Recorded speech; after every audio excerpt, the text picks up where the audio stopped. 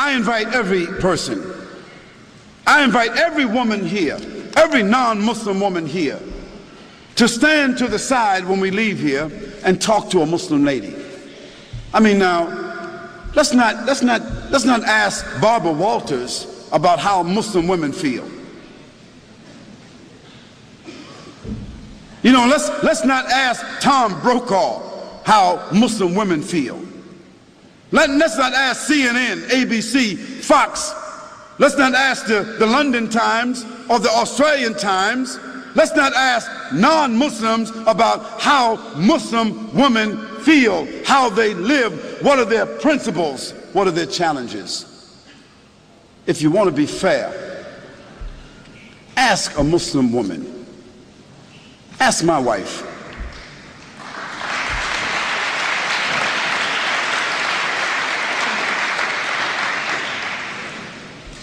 Ask my mother.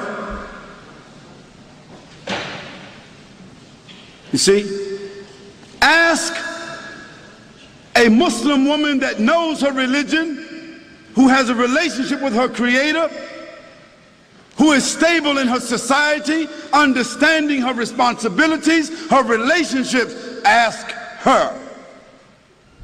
And after that, I think you should be fair, that you don't need to ask someone else. But the problem is, no one really wants to ask Muslim women. We want to take pictures of women in Afghanistan, and pictures of women in Palestine, and pictures of women in Pakistan, and pictures of women over here. And we want to listen to what people say about female circumcision, as if Muslims got women, 1,000, 10, 30,000, 40,000 Muslim women all over the world is being circumcised. Some crazy Steven Spielberg stuff.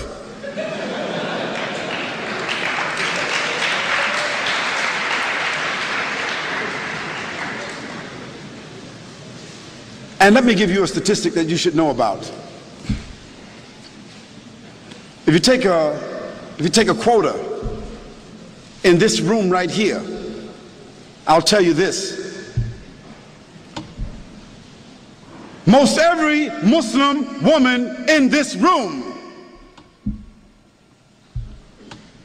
will be a college graduate, or is a college graduate, or is very intelligent and very much socially endowed. And within her family structure, we find that women control the wealth more so than men. Now, what does that say to you?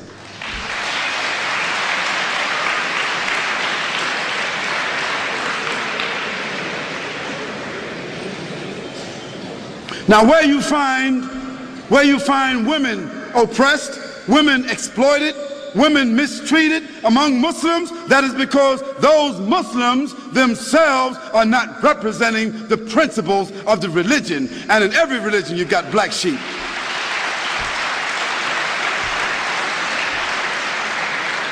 But then again, you can't tell me that the 148,000 prostitutes that walk the streets in the UK, or the 76,000 prostitutes that walk the streets of Holland that have licenses to do so, you can't tell me that all these little young naked little girls walking around Australia with no clothes on, you can't tell me that they represent liberation.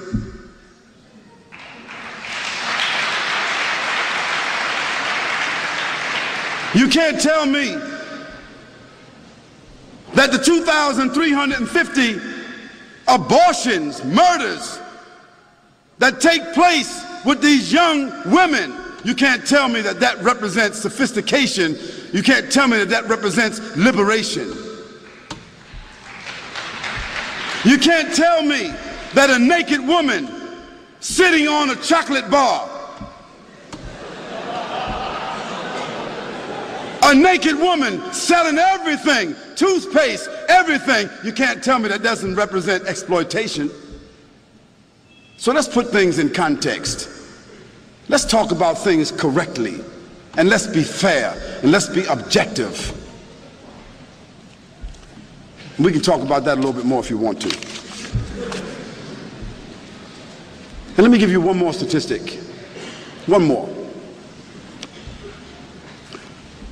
prostitution, venereal disease, abortion,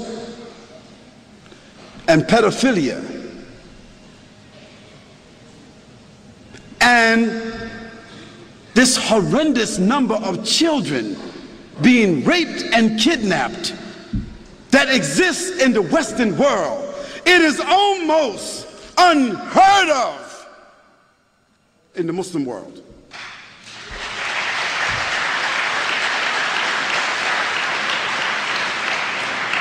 So I think that the statistics kind of like speak for themselves.